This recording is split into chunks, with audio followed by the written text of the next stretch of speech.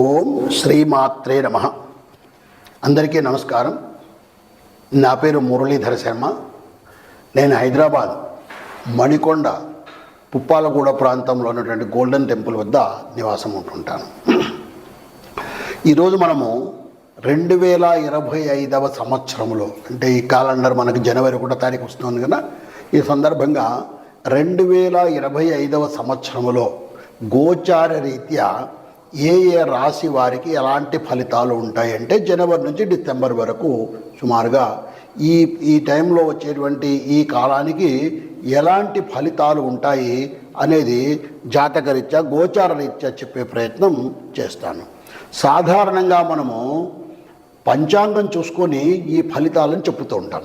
అయితే ప్రస్తుతం ఉన్నటువంటి ఈ సమాజంలో పంచాంగం అంటే ఏమిటి, అది ఎలా చూసుకోవాలి, దానిలో ఫలితాలు ఎలా తెలుసుకోవాలి అనేటువంటిది ఈనాటి యువతకు తెలిసే అవకాశం బాగా తగ్గిపోయింది.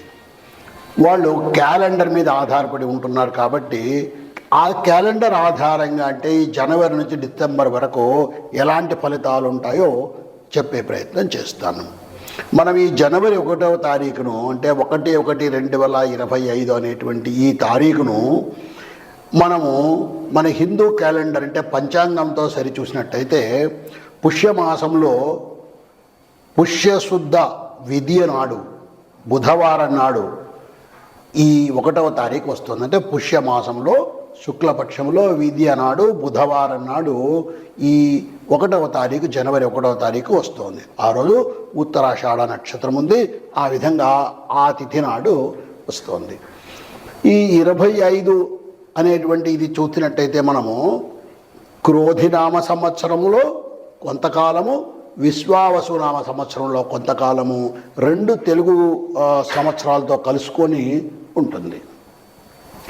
ఈ జనవరి 1వ తారీఖు నాడు, జనవరి 1, 2025 నాడు కాస్త గ్రహస్థితి ఏ విధంగా ఉందో కూడా మనం తెలుసుకునే ప్రయత్నం చేద్దాం. దానివల్ల మనకు అసలు మనం గోచారం ఎలా తెలుసుకోవాలన్నది అర్థమవుతుంది.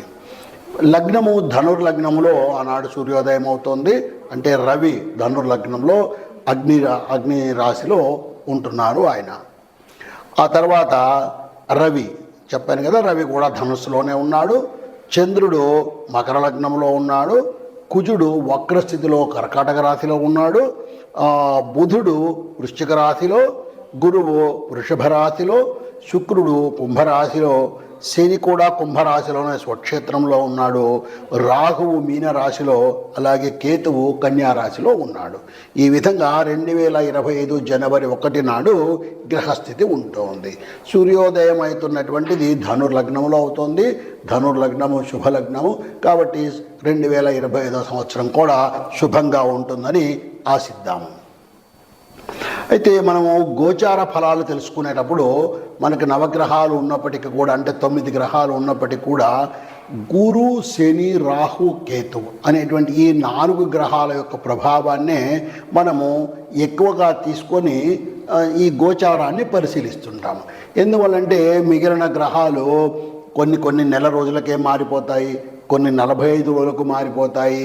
అలాగే చంద్రుడైతే 2.5 రోజుకే ఒక రాశి నుంచి ఇంకొక రాశికి మారిపోతుంటాడు. కాబట్టి ఆ ఫలితాలు మన మీద అంత ఎక్కువ ప్రభావం చూపి ఎక్కువ కాలం ఉండేటువంటివి గురు, శని, రాహు, కేతువులు అనేటువంటి ఈ 4 గ్రహాలు మనకి ఎక్కువగా ఫలితాలను ఇస్తుంటాయి.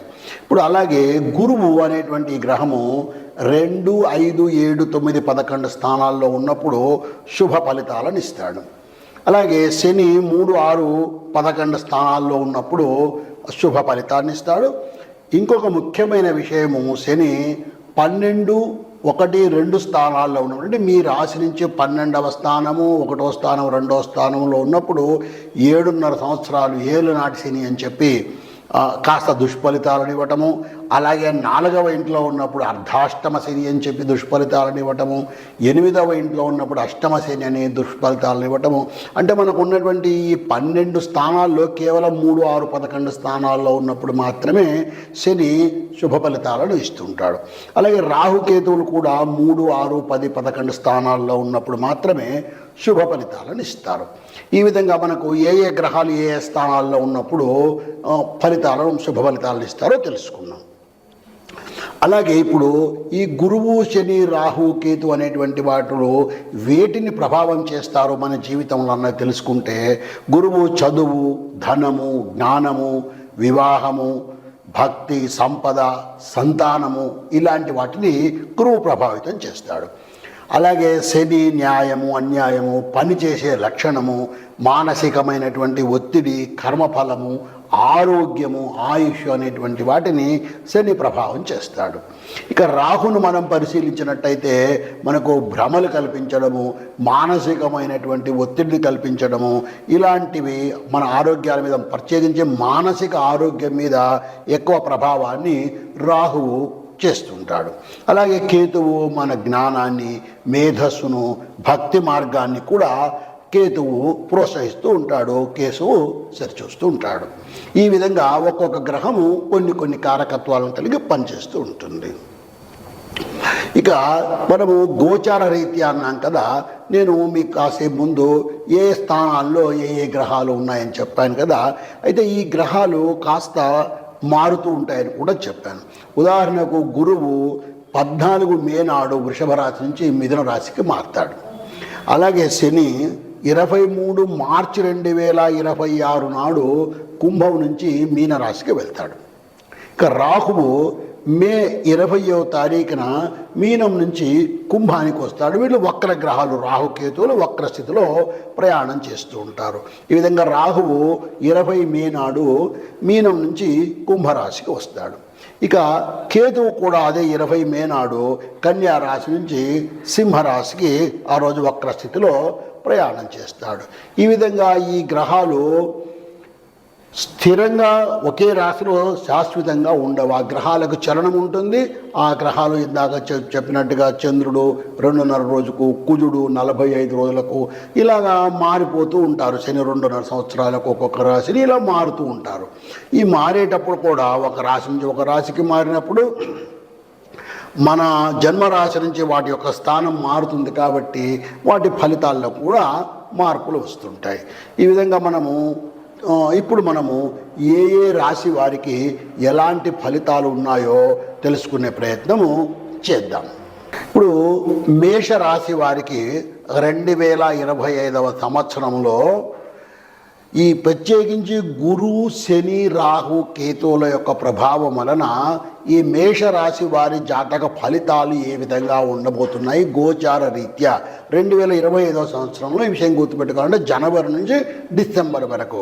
మనం తెలుగు పంచాంగాన్ని ఇక్కడ పరిశీలించట్లేదు, క్యాలెండర్ను పరిశీలిస్తున్నాం. క్యాలెండర్ను పరిశీలించి జనవరి నుంచి డిసెంబర్ వరకు దాన్ని పరిగణలోకి తీసుకొని ఈ ఫలితాలు చెప్తున్నాము. ఇప్పుడు గురువు మేషరాశి వారికి గురువు వృషభంలో ఉన్నాడు కాబట్టి 2వ ఇంట ఉన్నాడు. గురువు అంటే ధన కుటుంబ స్థానంలో ఉన్నాడు. గురువు శుభగ్రహము, వృషభ రాశిలో ఉన్నాడు. అందువలన ఈ గురువు యొక్క ప్రభావం వలన సంపద, కుటుంబ సౌఖ్యము, ఆరోగ్యము, విద్య ఇవన్నీ కూడా బాగా ఉండే అవకాశము ఉంది. మేషరాశి వారికి ఈ ఫలితాలు బాగా ఉంటాయి. అయితే 14 మే 2025 నాడు వృషభం నుంచి మిథున రాశికి వస్తున్నాడు. అంటే 3వ ఇంటికి వస్తున్నాడు గురువు. మేషరాశి వారికి 3వ ఇంటికి వస్తున్నాడు. ఎప్పుడైతే ఈ 3వ ఇంటికి గురువు మారుతున్నాడో అప్పటి నుంచి కాస్త పనులు ఆలస్యం కావటము, ఆలోచన చేసే విధానంలో మార్పులు రావటము, ఎక్కువగా ప్రయాణాలు ఉండటము, ఇలాంటి ఫలితాలు ఉంటూ ఉంటాయి. ఈ విధంగా మనం ఏం చేయాలి? ఇప్పుడు ఈ మేషరాశి వాళ్ళు ఈ గురువు 14 మే నాడు మారినప్పుడు కాస్త గురువుకు సంబంధించినటువంటి పరిష్కారాలు ఏం చేసుకోవాలో చూసుకొని చేసుకోవాలి. అలాగే ఇక మనము శని గురించి పరిశీలించినట్టయితే శని కుంభరాశిలో ఉన్నాడు. అంటే మేషం వాళ్ళకు 11వ ఇంట్లో లాభస్థానంలో స్వక్షేత్రంలో శని ఉన్నాడు. ఈ స్థానంలో ఉన్నందువల్ల ఏమొస్తుంది?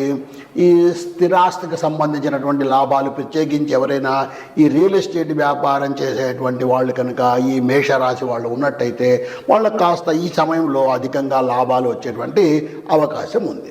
అయితే వీళ్ళు ఆరోగ్య విషయంలో కూడా కాస్త శ్రద్ధ తీసుకోవాలి. ఈ మేషరాశి వాళ్ళు ఈ శని యొక్క ప్రభావం వలన ఆరోగ్యాలు కాస్త ప్రభావితం అయ్యేటువంటి అవకాశం ఉంది. తర్వాత 29/3 నాడు ఈ శని మారుతున్నాడు అని చెప్పాను. దీనివల్ల ఏమవుతుంది, మీనరాశి వాళ్ళకు ఆరోగ్య సమస్యలు అధికంగా వచ్చే అవకాశం కూడా ఉంది. తర్వాత ప్రయాణ ఖర్చులు పెరిగే అవకాశం కూడా ఉంది. ఈ ప్రయాణ ఖర్చులు అంటే విదేశీ ప్రయాణాలు కూడా జరగవచ్చు, దానివల్ల కూడా ఖర్చులు పెరగవచ్చు. కాబట్టి ఈ శని 12వ ఇంటికి వస్తున్నాడు కాబట్టి 11వ ఇంటి నుంచి కుంభం నుంచి మీనరాశికి వస్తున్నాడు కాబట్టి మేషరాశి వాళ్లకు 12వ ఇంట్లో వ్యయస్థానంలో శని ఉంటున్నాడు కాబట్టి కాస్త శనికి కూడా పరిష్కారాలు చేసుకోవాల్సి ఉంటుంది. ఇక రాహువును పరిశీలించినట్టయితే రాహువు మనకు 12వ ఇంట మీనరాశిలో ఉన్నాడు. ఈ మీనరాశి వ్యయస్థానము. తర్వాత ఈ రాహువు కూడా ప్రయాణాలను మానసికమైన ఒత్తిడిని ఎక్కువగా ప్రోత్సహించేటువంటి గ్రహం. దానివల్ల ఏమవుతుంది, ప్రయాణ ఖర్చులు పెరగడము, ఆ ప్రయాణం కూడా ఆధ్యాత్మిక విషయమైనటువంటి విషయాల్లో ఖర్చులు పెరగడము జరిగే అవకాశం ఉంది.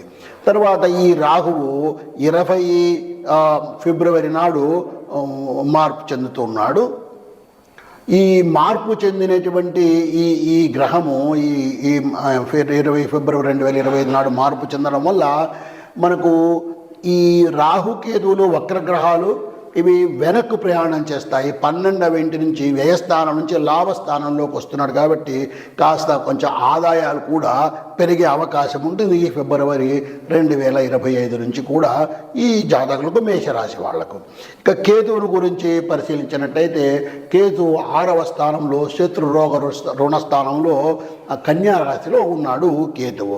దీనివల్ల ఏమవుతుంది, కాస్త అప్పులు పెరిగే అవకాశం కూడా ఉంది. ఎందువల్ల అంటే ఇది శత్రు రోగ రుణ స్థానం కాబట్టి ఇక్కడ అప్పులు పెరిగే అవకాశం కూడా ఉంది. కాబట్టి వీళ్ళు కాస్త జాగ్రత్తగా ఉండాలి. అయితే ఫిబ్రవరి 2025లో కాస్త ఈ 6వ స్థానం నుంచి ఈయన మార్పు చెంది 5వ స్థానం సింహరాశికి వస్తాడు కాబట్టి కాస్త 5వ స్థానము 6వ స్థానంతో పోల్చినట్టయితే 5వ స్థానం కాస్త నయమే. ఇక్కడ ఆలోచన విధానంలో మార్పులు రావడము, విద్యార్థులకు ప్రత్యేకించి కాస్త ఎక్కువగా జాగ్రత్తలు తీసుకొని బాగా చదువు మీద శ్రద్ధ పెట్టుకోవాలి.